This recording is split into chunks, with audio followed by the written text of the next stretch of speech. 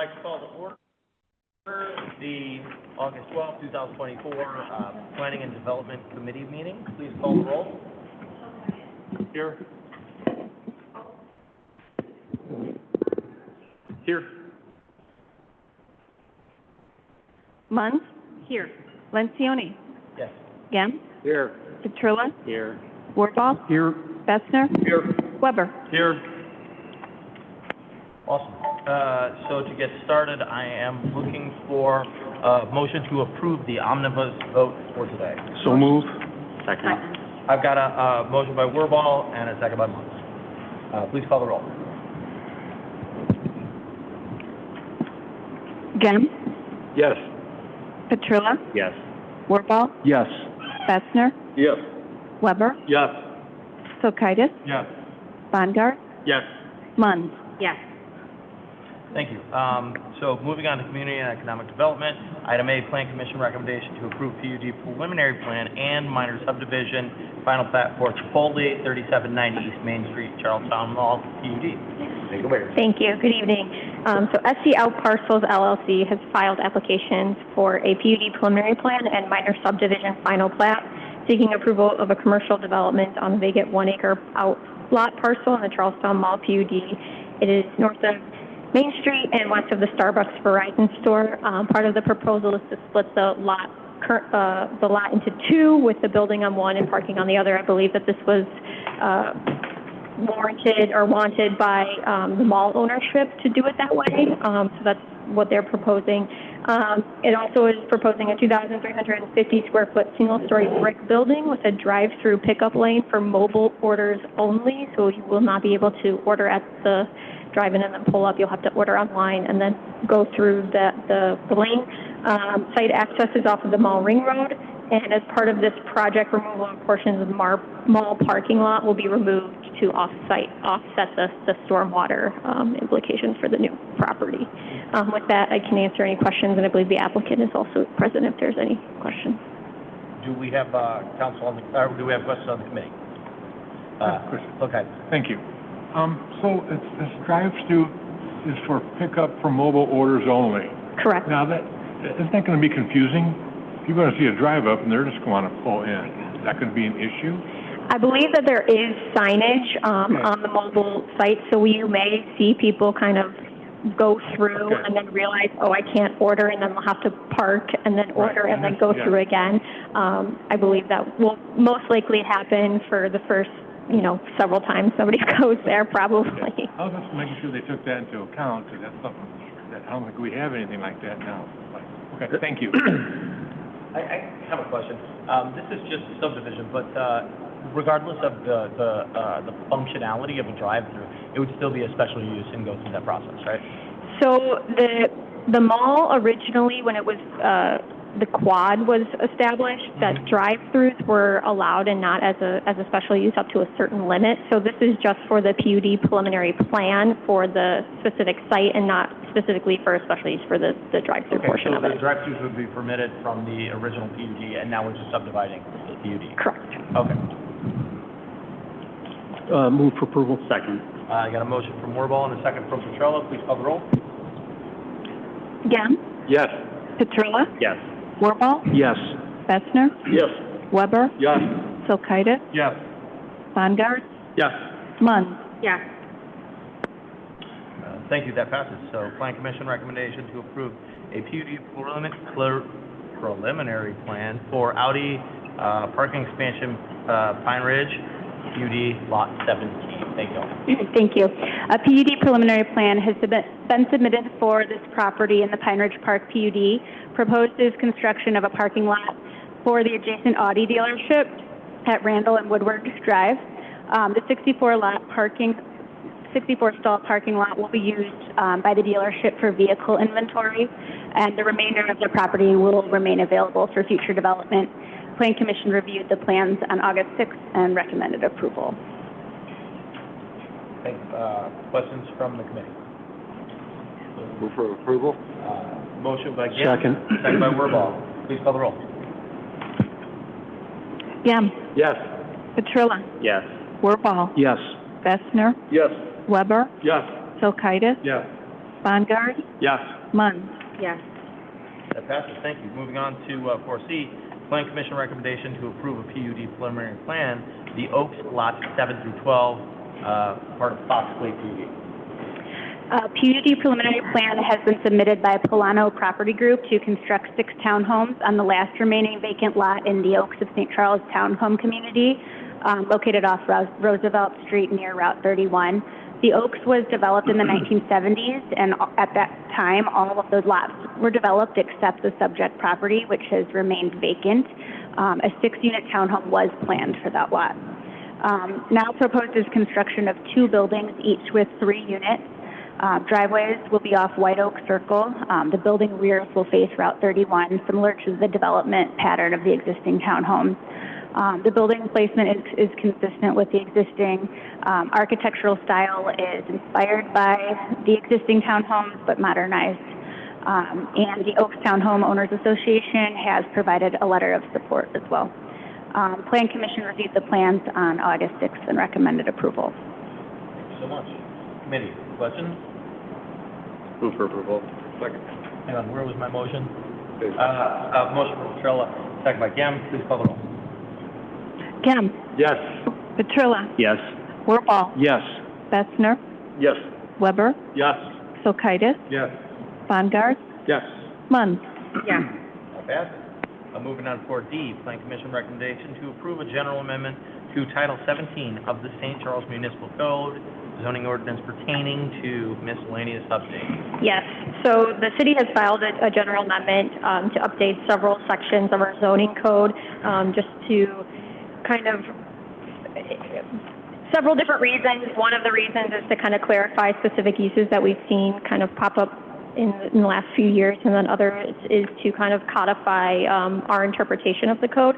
So there's a lot. I'm going to kind of just go through the intent of each one, but if you guys have questions on any particular one, please feel free to stop me. We can kind of dig into it a little deeper. So the first is an art studio classification. This would be a new definition. It would replace art gallery and studio. The thought process behind this was it would incorporate more of the kind of like board and brush and the dance, like the hunt house and those types of uses that weren't necessarily classified under our current art gallery / studio definition. So we'd have to classify it as personal services, but it's not really a personal service either. So this gives us a more broad definition that kind of encompasses more of the uses that we've seen currently, and they would be permitted in the same type of zoning districts. So the next one would be, sorry, I'm kind of going through here, event venue. So again, we don't have a classification for event venue. We kind of classified under personal services, again, not the best definition for this type of use.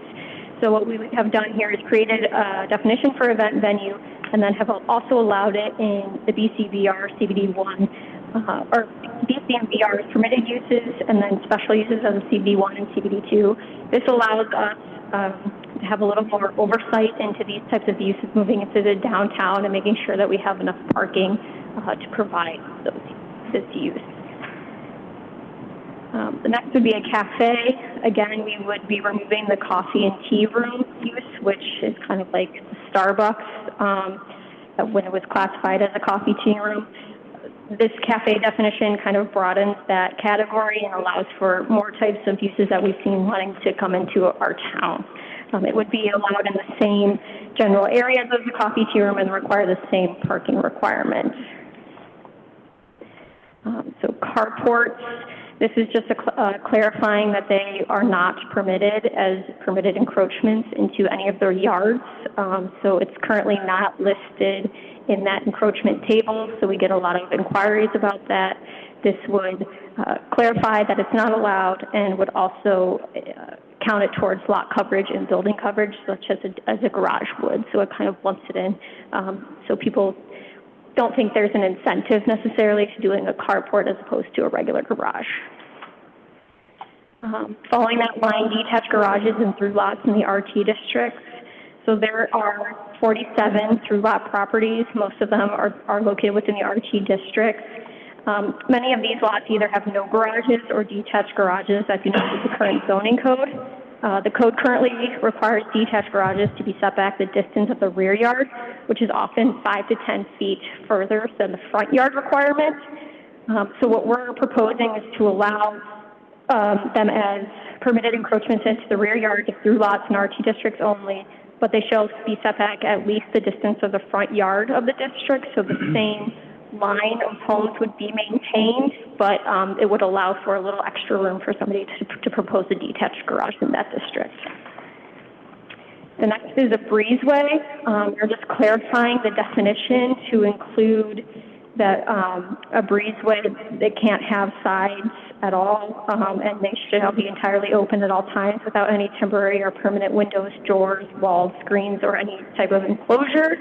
We've had a proposal that kind of spurred this requirement, so we're just kind of going with to try to clarify the intent of the original code for this. Okay, hang on one second. I have a question about this one because I'm aware of that Sure.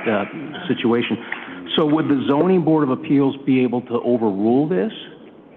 So not as it is written. I mean, they could attempt to. They would have to kind of find the same things that they have to now for an interpretation. The original definition didn't specifically call out doors or windows, which is why there was that gray area before where somebody could appeal. This kind of codifies the intent of the code, and then I think shores up kind of the loopholes that were existing. Now we're trying to close those with the So this extra. eliminates the gray area, so it's more Correct. clear. Okay, perfect. Correct. Thank you. That answers your question? Yeah. Awesome. Yeah. Thanks. All right. So the next is compost piles or bins. This just defines what is considered a compost pile. We do have it in our permitted encroachment table, but we never really codified what a compost was. So this kind of clarifies what that is. And the next would be food trucks. And this gives us a little more regulation on food trucks and how we can permit them and make sure that they're meeting the health code. Okay, question on food trucks. Sure. Yeah. Alderman Charles. Regarding this, so I thank you for adding some language and what have you, so this is great. I just had a question. So in subsection 3 here, it mentions that the food truck shall maintain a current mobile vendor license. So just pardon my ignorance, so Kane County does require a license, so obviously, and you said counties, so I imagine, or the county where the food truck is operating, since we do operate or have some land in DuPage, is that why? Okay. Yes. Just curious. Yeah. Because I'm like, we only have Kane County, but I forgot about DuPage. Yes. And then lastly, regarding the health department, they do require a permit from the city. When they get their health certificate, it doesn't look as though it requires them to tell us about it. Is that part of the process? Just because I would imagine you guys would like to know that they have a legit health certificate. Yeah, so the license that is obtained from the county basically allows the food truck to operate in any location in the county. So the way this is being set up, the permit applications would be submitted either by if it's a restaurant or a brewery that has a food truck, by that business, or else if it's an event or an outdoor sales set up, whoever is applying for the permit to have it on their property would be the ones that are submitting the permit application, and they would need to basically sign to say that they will verify the health department status and that there's a current license or permit for any of the food trucks that they have operating on their property. So it would work as a condition of the permit that we're granting to the property owner. So, okay, so they have to show it if one of our staff members goes and requests it, so they don't automatically tell us right off the bat that they have it? I mean, no, but this would set up a requirement where we could spot check whether a current one is in a current license or permit is in place. And if it is not, then we could pull the permit that was granted to the business or to the property owner that was hosting the food truck. Okay. So we have the permit process, that's good. That's the oversight we have, it sounds like. Or they have a county permit too, so we can't overrule that one, but we can tell them they can't be permitted to operate in the city if they don't have the proper Correct. county stuff. Okay, cool. Also, Thanks. I understand what you're saying, but I think the issue for me is that we're relying on a business to verify in that they have the proper credentials, health permit, and all that stuff. Couldn't we have them, whoever's doing the event, just submit it to our city staff and say, hey, we're having an event on this day, and this is the business that we're doing the food truck, and here's their health permit, rather than us relying on them spot checking, which we know is very difficult if they're having a food truck at 7 o'clock at night or something like that. There's no staff, obviously. I would be more comfortable if there's something in here that says, you know, please submit during your application those documents. So that puts it on them, you know what I'm saying? Because we're kind of, you know, after a period of time, we don't know if they're going to file, you know, so, well, they got a health permit. Does that seem reasonable? What are your thoughts on that? So I think that would be reasonable for any specific event permit. So if it's a business that's having a specific event for a limited period of time, or for any kind of special event where there's going to be a food truck operating, it might be a little more difficult for businesses like breweries that have food trucks regularly that may change multiple times during the week. In which case it would be, you'd be putting the onus on the business to basically be submitting the information to us on a regular basis. And I don't know if they have enough, lead time to be able to get that documented in advance when they're doing the scheduling for that to be effective. Yeah, that makes sense. I mean, can we at least do it for special events just to see how that process works? Okay, great. And maybe I'm misunderstanding. Doesn't the food truck need to have that document posted and accessible in their vehicle at all times? Yes, there's posting requirements. But it's just not coming to us because there may be changes made. So when the application is made, they request that, but they're going to get seasonal permits and things like that. So am I correct? I'm correct on that. Yes. So we're asking them to not only apply for this, but then also do additional work to resubmit this every time they go somewhere to do business? Is that what Alderman Warval is asking them to do? I think it was just for special events. I think that's what we... Okay. So if somebody's doing a special event, they have to submit paperwork anyway.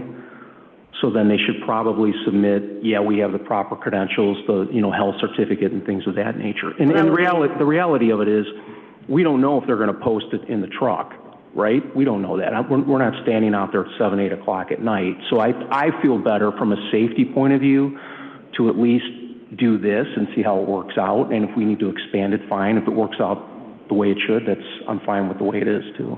Just to explain, I definitely have some experience here. So a lot of times you'll get a food vendor who is a replacement for another vendor, and the only requirement is they have to have it posted. It must be showing. But we're not going to verify, like we city aren't going to verify that they have it posted, and we're not going to require that the hosting business, like brewery, submits paperwork to us, verifying that before they can host it. That's the only difference.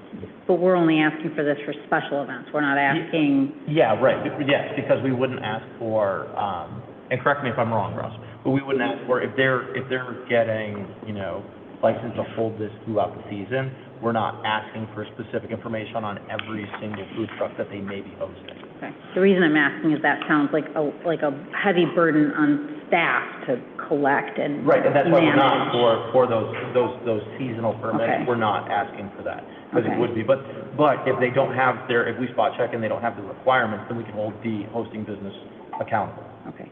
All right. Okay. Thank you very much. I appreciate that. Go ahead. Russ, what would happen if a truck was there without a legal license? What happens? Do they get fined? Is it up to the county? Would it be up to us? It's something that could be reported to the health department. Mm-hmm. I don't know how quickly the health department would respond, but if it was reported to the city, once we have this permit system in place, we'd be able to direct the business that they have to have the food truck shut down operation and leave. Immediately or something. Okay, thank you. Sorry, do we need to make a motion to amend then to just talk about special events then, or how did you, or this is direction you will just do that? Yeah, we can take the direction, and when it's brought back to council, we'll have the revised language. Okay. Carry on. Okay. So the ninth one is off-street parking. The intent here is kind of twofold. The first is to clarify that gravel parking lots and driveways cannot be enlarged or expanded in any manner. And the second is to kind of codify how staff has interpreted the section of where landscaping is required if somebody is resurfacing their parking lot but cannot meet the setback requirement for an existing lot. In certain instances, we have allowed for modified landscaping, so this would codify that practice for us. The last one is fees. As I'm sure you're all aware, everything is getting more expensive, so we are just requesting to update all of the fees by roughly $1,000 to accommodate the increased costs and the fees associated with the processing applications, such as public hearings, notices, and court reporters, et cetera. Okay, any other questions from council on any of the items? And I'm looking for a motion to... So moved. Second. Motion by Munz, second by Wirball. Please call the roll. Gebb, Yes. Petrilla, Yes. Wirball, Yes. Bessner, Yes. Weber, Yes. Kulturitis, Yes. Bongartz, Yes. Munz. Yes. That passes. Thank you very much. And that is all items under 4. So we move to public comment. Any comment from the public? Nothing. Bring it back to us. Comments from staff? Anything from elected officials? All right. We don't have any additional items. No executive session. So I'm looking for a motion to adjourn. So moved. Second. I'll take the motion from Bessner and a second from Wirball. All in favor, say aye. Aye. Opposed? Meeting adjourned.